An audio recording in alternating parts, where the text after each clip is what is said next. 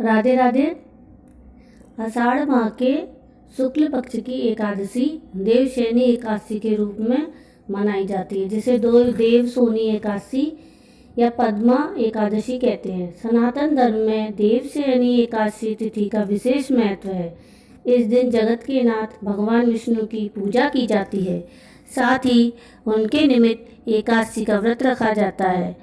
इस दिन से जगत के पालनकर्ता भगवान विष्णु क्षीर सागर में विश्राम करने चले जाते हैं। अतः इस दिन से चातुर्मास शुरू होता है और चातुर्मास के दौरान कोई भी शुभ कार्य नहीं किया जाता।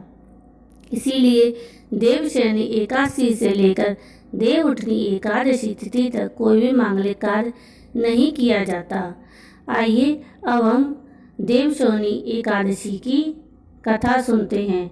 जो साधक देवशयनी एकादशी का व्रत रहते हैं उनको ये कथा अवश्य सुननी चाहिए, और जो व्रत नहीं भी रहते हैं उनको भी ये कथा अवश्य सुननी चाहिए। इस साल देवशयनी एकादशी 17 जुलाई को है। यह व्रत मोक्ष और प्राकृतिक आपदा से बचाव करता है। यह व्रत समस्त सुखों की प्राप्ति कराता है। तो अब हम कथा के बारे में जानेंगे। पौराणिक कथा के अनुसार मानधाता नाम के एक सूर्यवंशी राजा थे। वे सत्यवादी, महान तपस्वी और चक्रवर्ती थे। वे अपनी प्रजा का पालन संतान की तरह करते।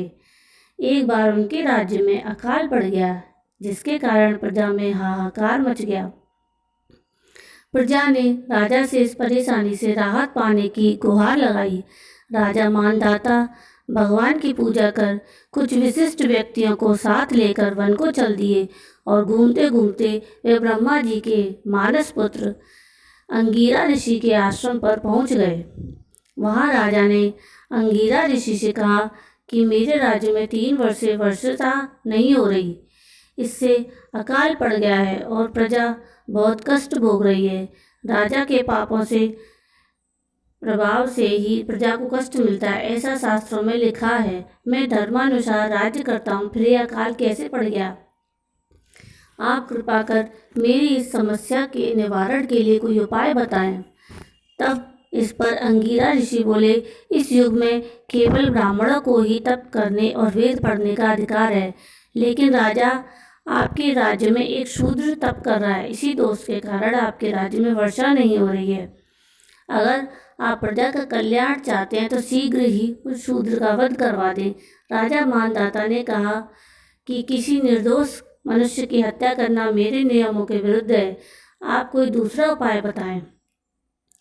तब ऋषि ने राजा से आषाढ़ माह के शुक्ल पक्ष की देवशयनी नाम की एकादशी का विधान पूर्वक व्रत करने को कहा। वे बोले, इस व्रत के प्रभाव से तुम्हारे राज्य में बारिश होगी और प्रजा भी पहले की तरह सुखी जीवन यापन कर पाएगी।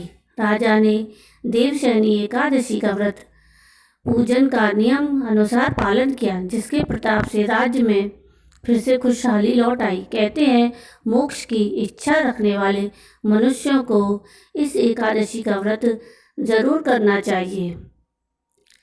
अब आपको देवशयनी एकादशी व्रत की ये कथा कैसी लगी मुझे ज़रूर बताइएगा, और वीडियो देखने के लिए धन्यवाद। राधे राधे।